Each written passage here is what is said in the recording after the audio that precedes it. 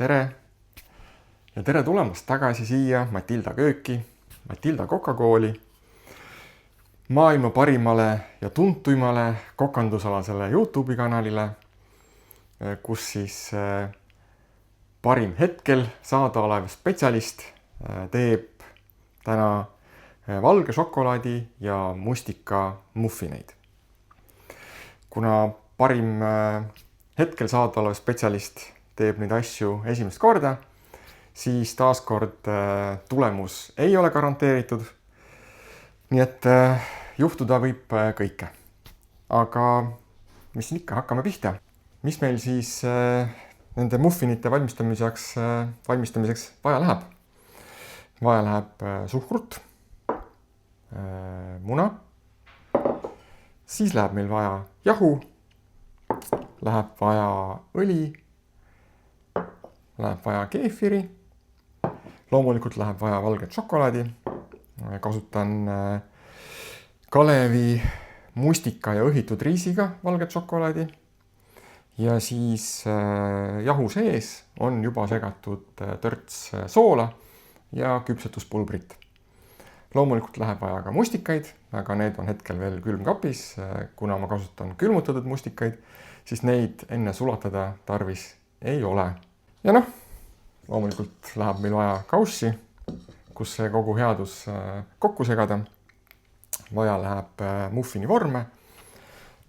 Vaja läheb taaskord meie usaldusväärset miksrit, selleks et munad suhkruga ära vahustada.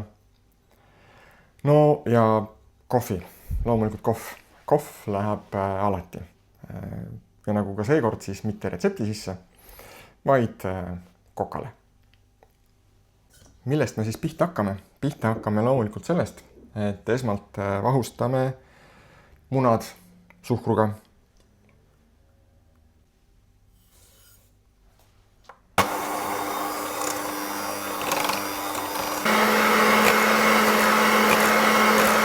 Munad vahustame selliseks heledaks, tugevaks vahuks. Ja kui vahustamise protsess on lõpule viidud, siis hakkame siia vaikselt sisse segama jahu ja kuivaineid. Teoreetiliselt või teoorias peaks seda asja siin sõeluma. Aga ma proovin niisama, et äkki õnnestub ka ilma sõelumata. Ja segada tuleks hästi vaikselt, kergelt, et mitte seda munavahtu liiga segi peksta. Valame siia sisse ka keefiri. Ja paneme ka õli. Mina kasutan päevalilleõli, kuna see on kõige neutraalsema maitsega.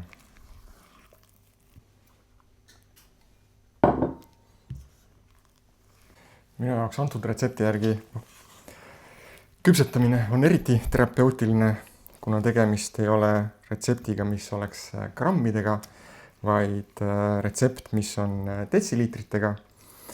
Ehk selline üsna arbitraarne kogus asju läheb siia sisse. Mõõdan mustikad. Ja nüüd lähevad mustikad koos valge šokolaadiga südaine sisse. Ja segame vaikselt kõik jälle läbi. Kuna taaskord teen esimest korda, siis ma ei tea, kui paks või missuguse konsistentsiga see tainas päriselt olema peab. Sihuke korralik katsetus. Ahi on meil juba sooja pandud 180 kraadi peale. Nüüd läheb siis tainas muffini vormidesse ja siis ahju küpsima. Kasutan küpsetamiseks silikoonist vorme. Paberit sisse ei pane.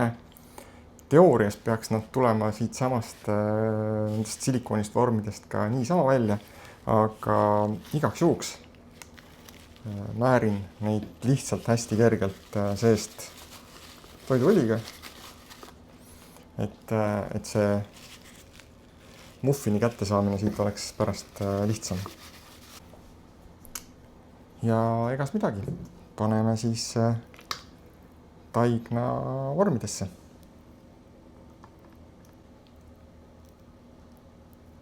Loodan, et tainas küpsetuspulbri toimel ka kerkib siin vormis, seega vormi täitsa täis ei pane.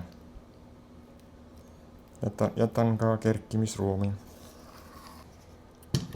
Ahi on saavutanud oma temperatuuri, nii et mis siis ikka, paneme muffinid ahju.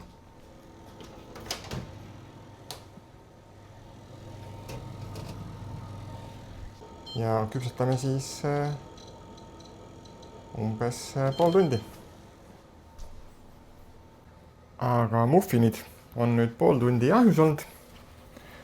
Ma arvan, et nad on valmis, 1 minut aega tagasi kontrollisin ka tikuga, et peaks olema küll seest läbi küpsenud. Et võtame ahjust välja ja paneme natukeseks koos vormidega jahtuma.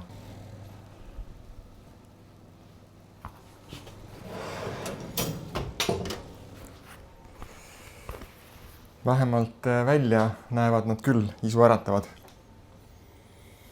Ja lõhnavad ka ime hästi. Lasen neil natukene vormide sees jahtuda ja siis tõstan päris restile jahtuma. Et muffin on kõige parem siis, kui ta on täiesti jahtunud väidetavalt. Eks paistab.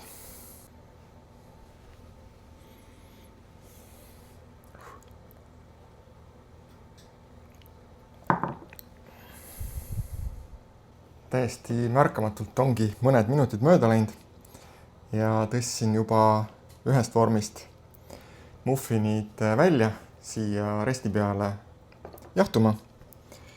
Katsun nüüd ka siis teisest vormist, et muffinid kuidagi välja opereerida. Aga tulevad siit silikoonist vormist väga kenasti välja. Eks ma arvan, et see kergelt õliga määrimine oli ka abiks. Nii. Ja käes nad ongi. Nüüd laseme veel natukene jahtuda. Ja siis lõikame ühe lahti, vaatame, kuidas seest küpsenud on. Mõned minutid on jälle niimoodi nipsust möödunud. Et mis seal ikka? Lõikame ühe muffini lahti. Ja vaatame, kuidas seest küpsenud on.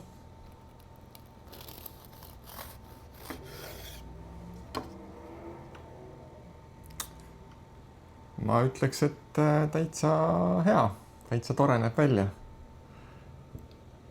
Lõhnab imeliselt.